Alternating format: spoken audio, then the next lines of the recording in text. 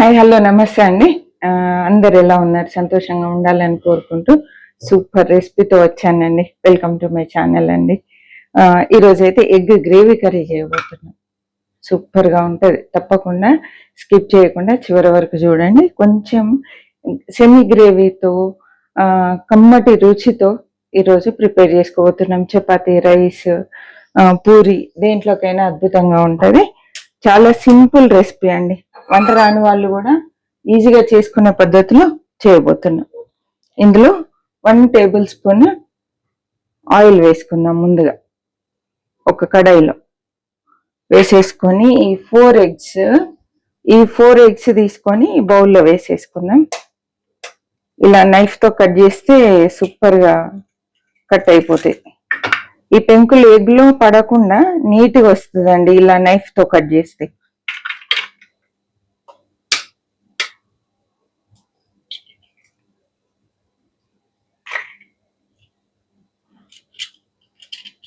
ఇవి ఇంకా ఈ పెంకులన్నీ ఎక్కడ పోతాయి అంటే మొక్కలకు పోతాయి. ఆయిల్ వేడైంది. ఈ బౌల్లో ఎగ్ వేసేస్తున్నా. ఇప్పుడు మనం దీన్ని ఎగ్ని ఫ్రై చేసుకోవాలండి. ఇందులో నేను ఏం వేయలే, ప్లెయిన్ ఎగ్ మాత్రమే తీసుకున్నా అండి. ఆయిల్లో ఫ్రై చేసుకుంటున్నాం మనం. మీడియం ఫ్లేమ్లో పెట్టి ఫ్రై చేస్తున్నా. ఎగ్ అంతా మంచిగా ఫ్రై అయింది అనుకోండి, ఇది తీసి పక్కన పెట్టేసుకోవడమే. కొంచెం ఇంకాస్త స్టవ్ కూడా తగ్గించేస్తున్నాను.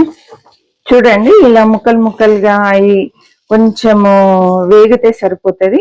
అంటే పచ్చివాసన లేకుండా ఫ్రై అయితే సరిపోతుందండి.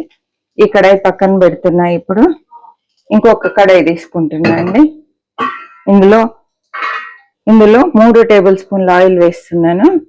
నూనె వేడైందండి. కొంచెం సాజీరా, ఒక లవంగం, ఒక ఇలైచి వేస్తున్నా. ఇవి వేసి నూనె వేడి చేసుకోవడం వల్ల కర్రీకి మంచి ఫ్లేవర్ వస్తుంది. ఇలా కొంచెం వేడైన తర్వాత ఉల్లిపాయలు ఒక 3 మీడియం సైజు ఉల్లిపాయలు తీసుకొని చిన్నగా సన్న ముక్కలు కట్ చేసిన అండి. కొంచెం చిన్నగా కట్ చేసుకోవాలి. అప్పుడే చక్కగా మగ్గిపోతాయండి. త్వరగా మగ్గడానికి కొంచెం చిటికెడు సాల్ట్ చల్లాను. ఇప్పుడైతే స్టవ్ హైలోనే ఉంది. చేయడం చాలా సింపుల్ అండి. చాలా అంటే చాలా సింపుల్ గా మనము చేసుకోవచ్చు. కానీ టేస్ట్ మాత్రం చాలా బాగుంటది. మైమర్చిపోతారు కర్రీ తిన్న వాళ్ళందరూ. అంత సూపర్గా ఉంటుందండి. మన ఛానల్లో అన్ని సింపుల్ ఈజీ రెసిపీసే ఉంటాయి. మీకు తెలిసిన విషయమే. హడావిడి లేకుండా, కంగారు లేకుండా సింపుల్ గా డైలీ హెల్దీగా చేసుకునే రెసిపీస్ ఉంటాయండి. ఉల్లిపాయ చక్కగా మగ్గిందండి. ఇలా మగ్గిన తర్వాత ఇప్పుడు పచ్చిమిర్చి కరివేపాకు వేసేసుకోవాలి. పచ్చిమిరపకాయలు 2 వేసానండి. కొంచెం కరివేపాకు, ఫ్రెష్ కరివేపాకు వేసాను. ఉల్లిపాయ కూడా మగ్గిపోయింది. తర్వాత పచ్చిమిర్చి లైట్ గా మగ్గింది. ఇప్పుడు అల్లం వెల్లుల్లి పేస్ట్ 1 టీ స్పూన్ వేస్తున్నాను. పసుపు 1/2 టీ స్పూన్ అండి. అల్లం వెల్లుల్లి పేస్ట్, గరం మసాలా ఎలా చేయాలి ఏంటి అనేది డిస్క్రిప్షన్ లో లింక్ ఉంది. అదే విధంగా నన్ను అడుగుతున్నారండి సాంబార్ పొడి ఎలా చేయాలా అంటే ఇడ్లీకి అని చెప్పి. ఇడ్లీ సాంబార్ పొడి రెసిపీ డిస్క్రిప్షన్ లో ఉందండి లింక్. అది చూడండి. మన ఛానల్లో ఇడ్లీ సాంబార్, టిఫిన్స్ సాంబార్, ఉడిపి సాంబార్ ఎలా చేయాలి అని ఒక వీడియో ఉంది. అది చూసి చక్కగా చేసేసుకోండి. సాంబార్ పొడి ఇంట్లో ఉందనుకోండి, ఇమ్మీడియట్ గా ఎప్పుడంటే అప్పుడు సాంబార్ చేసుకోవచ్చు. అల్లం వెల్లుల్లి కూడా పచ్చివాసన పోయిందండి. భలే మంచి వాసన వస్తుంది. అల్లం వెల్లుల్లి వేసినామంటే అడుగంటడం స్టార్ట్ అవుతుంది. అందుకే లాస్ట్ లో వేసుకోవాలండి. తాలింపంతా వేగిన తర్వాతే అల్లం వెల్లుల్లి వేయాలి. ఇప్పుడైతే చిన్నగా కట్ చేసుకున్నటువంటి 3 కొంచెం పెద్ద సైజు టమాటాలు పూర్తిగా రెడ్ గా మగ్గినాయి. రెడ్ కలర్ వేసుకోవాలి. బాగా పండిన టమాటాలు. ఇక్కడ చూడండి ఎంత రెడ్ గా అయినాయి టమాటా. ఒకసారి హై ఫ్లేమ్ లోనే అంతా కలిపేయాలండి.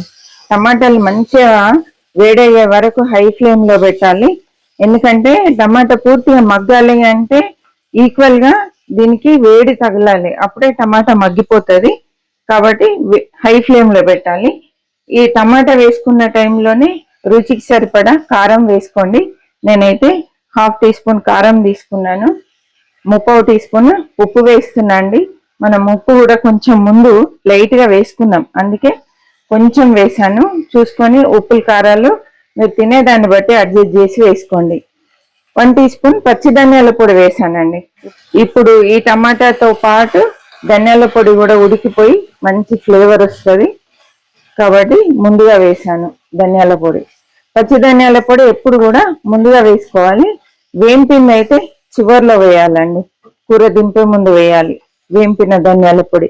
నేను ఎక్కువ పచ్చి ధనియాల పొడి వాడుతూ ఉంటాను, ఎందుకంటే పచ్చి ధనియాల పొడి ఎసిడిటీ కాకుండా ఫ్లేవర్ అనేది డామినేట్ చేయకుండా ఉంటది, చక్కగా కర్రీలో కలిసిపోయి గ్రేవీ చిక్కగా తయారవుతుంది. కాబట్టి నేను పచ్చి ధనియాల పొడి ఎక్కువ వాడుతూ ఉంటా అండి. ఒక నాన్ వెజ్లలోనే అప్పుడప్పుడు వేంపిన ధనియాల పొడి వేస్తాను, కానీ మాక్సిమం పచ్చి ధనియాల పొడి వాడతాను. పచ్చి ధనియాల పొడి ఎలా చేయాలి అంటే నార్మల్ గా ధనియాలు తీసుకొని ఎండ కారబెట్టి మిక్సీ పట్టుకోవడం అంతే అండి. ఇప్పుడైతే టమాటా చక్కగా వేడైంది, స్టవ్ కూడా పూర్తిగా సిమ్ లో పెడుతున్నాను, పెట్టేసి మూత పెడుతున్నాను. కాసేపు మగ్గనివ్వాలి. కాసేపు అంటే ఒక 3-4 నిమిషాలు పడుతుంది, మధ్య మధ్యలో కలుపుతూ ఉండాలండి. పర్ఫెక్ట్ గా టమాటాలు కూడా ఉడికిపోయాయి, ఆయిల్ అనేది బయటకు రావడం స్టార్ట్ అయిందండి. కొంచెం ఇలా టమాటాని మెత్తగా వేసేయాలి, అసలు ఉల్లిపాయ కూడా కనబడట్లేదు, చూసిందా మెత్తగా ఉడికిపోయింది. స్పూన్ తో నలిపేద్దాం ఇలా మెత్తగా. ఉల్లిపాయలు సన్నగా తరిగితేనే ఇలా అంటే కర్రీలో మంచిగా కలిసిపోతాయండి, లేకపోతే ముక్కలు ముక్కలుగా ఉంటాయి, బాగుండదు. ఇప్పుడు కొన్ని వాటర్ వేద్దాం, ఇందులో ఒక 1/2 గ్లాస్ వేస్తున్నా.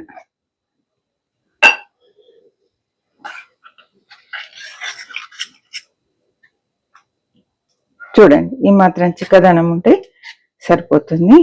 ఇప్పుడు ఈ కర్రీకి మరింత టేస్ట్ పెరగడానికి ఇందులో మనం ఒక 1/2 టీ స్పూన్ కొబ్బరి పొడి, ఎండు కొబ్బరి పొడి వేసుకుందాం.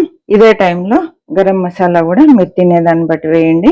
నేనైతే చిటికెడు వేసాను, మరీ ఎక్కువ వేయలేండి, చూసి వేసుకోండి. మీరు తినేదాన్ని బట్టి ఘాటు, మీరు ఎంత ఘాటు తింటారో ఆ విధంగా వేసుకోండి. గరం మసాలా ఏ మసాలా అయినా పర్లేదండి, మీ ఇష్టం. చికెన్ మసాలా అయినా, మటన్ మసాలా అయినా, నార్మల్ గరం మసాలా అయినా మీ ఇష్టం ఉన్నది వేయండి. నేనైతే హోమ్ మేడ్ గరం మసాలా వేసాను. వెజ్ లోకి నాన్ వెజ్ లోకి దేంట్లో అయినా ఒకటే గరం మసాలా వాడతా అండి, నేను ఇంట్లో చేసి పెట్టేసుకుంటా. 5-6 నెలల వరకు మంచిగా చక్కగా వస్తుంది. 1 ఇయర్ అయినా స్మెల్ పోకుండా చక్కగా మంచి ఘాటుతోటి ఉంటుందండి. అలా ఉండాలంటే మంచిగా స్టీల్ డబ్బాలో వేసి మూత పెట్టి ఉంచేసుకోవాలి. గ్రేవీ అంతా వేడైన తర్వాత ఇప్పుడు ఈ ఎగ్ మనం ముందుగా వేంపి పెట్టుకున్నాం కదా, ఎగ్ ఇందులో వేసేయాలి. ఒకసారి అంతా కలిపేద్దాం. మంచి గ్రేవీతో కమ్మటి కర్రీ తయారైంది. మనము ఇందులో కొట్టిపోయడం వల్ల కొంచెం నీచు వాసన అనేది ఎగ్ కర్రీకి వస్తూ ఉంటదండి. అలాంటి ప్రాబ్లం లేకుండా ఇలా సపరేట్ గా మనం ఫ్రై చేసి వేసేసుకున్నాం అనుకోండి, అలాంటి ప్రాబ్లం లేకుండా, అంటే వాసన వచ్చే ప్రాబ్లం లేకుండా చక్కగా ఉంటది. మూత పెట్టేసి కొంచెం సేపు సిమ్ లో పెట్టి ఉడికించుకుంటే సరిపోతుందండి. చూడండి ఎంత పర్ఫెక్ట్ గా కర్రీ రెడీ అయింది, సూపర్ గా అయింది. చిక్కటి గ్రేవీ తోటి చూడండి. ఒక 3 టమాటాలు, 3 ఉల్లిపాయలు, 4 ఎగ్స్, పర్ఫెక్ట్ రెడీ అయిందండి. గుప్పెడు కొత్తిమీర జల్లేసుకొని వేడి అన్నంలో తింటే సూపర్ ఉంటది.